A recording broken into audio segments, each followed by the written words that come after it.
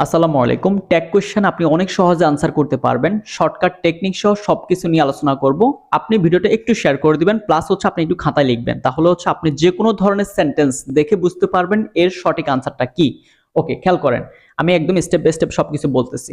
দেখেন, but money is not as valuable as morality. Okay, এর আগে কিন্তু সেন্টেন্স থাকতে পারে বা এটা এর আগে সেন্টেন্স আছে।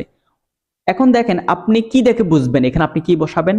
ট্যাগ কোয়েশ্চেনে মূলত দুইটা বিষয় মনে রাখতে হয়, একটা হচ্ছে সাবজেক্ট এবং একটা হচ্ছে ভার্ব। এই দুইটা বিষয় প্রথমে চিহ্নিত করতে হয়, এই দুটো নিয়েই কাজ।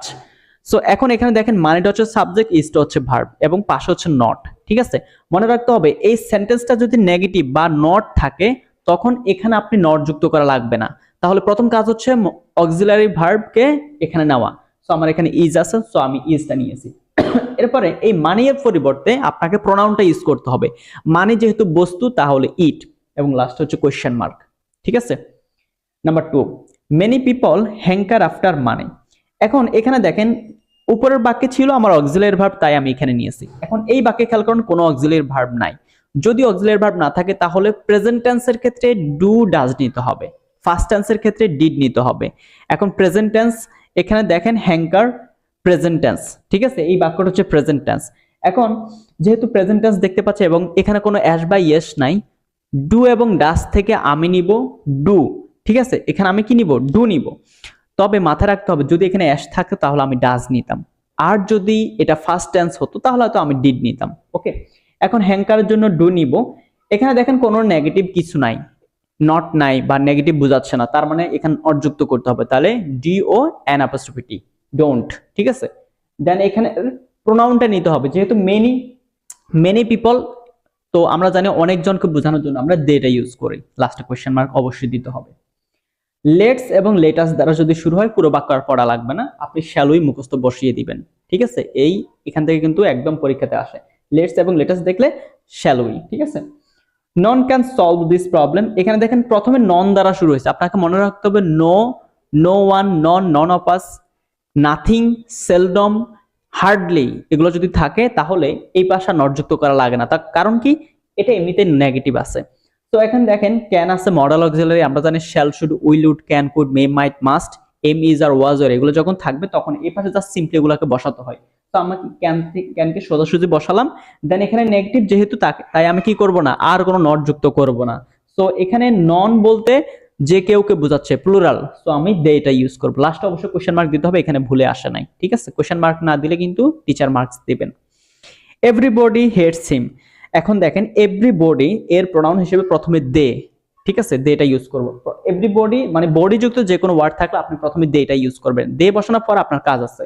দেখেন হেডস আছে, আমি বলছিলাম যে অক্সিলারি ভার্ব যদি না থাকে তখন আমাকে টেন্স অনুযায়ী ডু ডাজ ডিড নিতে হয়। এখন এখানে আপনারা বলবেন যে স্যার এখানে এস আছে তাই আমি ডাসটা ইউজ করব, বাট এখানে ডাসটা ইউজ করতে আপনি পারবেন না। কি জন্য, আপনাকে মনে রাখতে হবে দের সাথে ডাস হয় না, দের সাথে ডু হয়। বুঝতে পারছেন, খুবই সিম্পল বিষয়। আরেকবার বলি, এভরিবডি পরিবর্তে দে নিলাম। এখন এখানে হেডস অ্যাশ আছে তাই আপনারা ডাজ অনেকে ভুলবশত ইউজ করতে পারেন, বাট এখানে ইউজ হবে না। সেটা কি জন্য, কারণ দের সাথে ডাজ হয় না, দের সাথে ডু হয়। সো আপনাকে ডু নিতে হবে, এবং এখানে কোনো নট নাই তাই আপনাকে নট ইউজ করতে হবে।